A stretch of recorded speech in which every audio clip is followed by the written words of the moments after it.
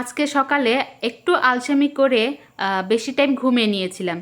ঘুম থেকে উঠে ডানে বামে না তাকিয়ে এক দৌড়ে রান্নাঘরে চলে এলাম। আসসালামু আলাইকুম সবাইকে, কেমন আছেন সবাই? আলহামদুলিল্লাহ আমরা ভালো আছি।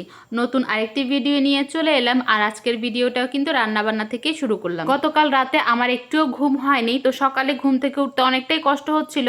7টা বাজে উঠে কোনো রকমের নাস্তাটা বানিয়ে দিয়েছি রাইয়ানের বাবার জন্য। তো ওরা তো বাবা ছেলে নাস্তা খেয়ে নিয়েছে, নাস্তাটা দিয়ে আমি আবার একটু ঘুমিয়ে নিয়েছিলাম। আর এখন ঘুম থেকে উঠে দেখি 11:30টা বেজে গেছে। তো আমি কিন্তু নাস্তা করিনি, নাস্তা করার সময়ও পাইনি। তাড়াহুড়া করে রান্না করতে চলে এলাম। মাছটা ভিজিয়ে দিয়েছিলাম, ডালটাও ভিজিয়ে দিয়েছিলাম। আর তো অনেক কাজকর্মই থাকে, ঘরটর গোছানো, এগুলো করতে করতে কিন্তু অনেকটা সময় চলে গেছে। তো রান্নাঘরে এসে আগে ডালটা সিদ্ধ দিয়ে দিলাম। ডালের মধ্যে একটু লবণ, হলুদ, তেজপাতা, আদা রসুন দিয়ে সিদ্ধ দিলাম। আর এখন সিদ্ধ হওয়ার পর ডালটাকে ডাল ঘুটনি দিয়ে ঘুটে একটু কাঁচামরিচ আর ধুন্দুল দিয়ে দিলাম।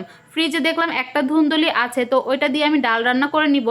আর টাটকিনি মাছ বের করেছি, ওইটাকে টমেটো পেঁয়াজ দিয়ে ভুনা করব। আজকে ফ্রিজে কোনো সবজি বাজার ছিল না, আর তাড়াহুড়া করে কি বা করব, তাই মাছটা ভুনা করে নিচ্ছি আর ডাল রান্না করছি।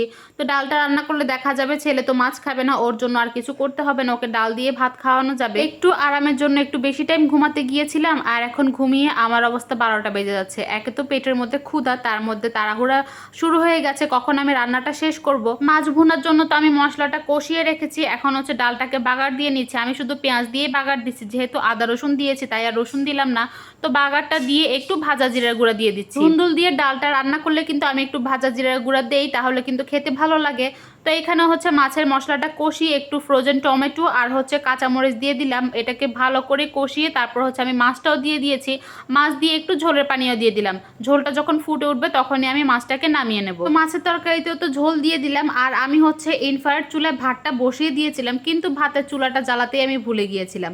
তো ওইটাও ভাতটাও অনেক দেরি হয়েছে রান্না হতে, যেহেতু চুলা জ্বালাইনি কীভাবে রান্না হবে। তা আমার রান্না বান্না তো শেষ, ভাতও হয়ে গেছে। এখন ভাতটা বেড়ে নিচ্ছি। আর সারাদিন কোনো মোবাইল হাতে নিয়ে নেই। এটা রাতের বেলা রায়ানার বাবা আসার সময় কিছু সবজি নিয়ে এসেছিল, ওই যে বলেছিলাম আমার ফ্রিজে কোনো সবজি নেই।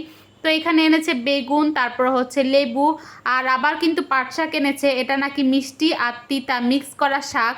আর এখানে লতি, অনেকদিন ধরে লতি খেতে ইচ্ছে করছিল। আর আমি চুলায় টমেটোও সিদ্ধ দিয়েছি ভর্তা করার জন্য, রাতের বেলা ভর্তা করব। আজকের মতো ভিডিওটা এখানেই শেষ করছি। সবাই ভালো থাকবেন, আল্লাহ হাফেজ।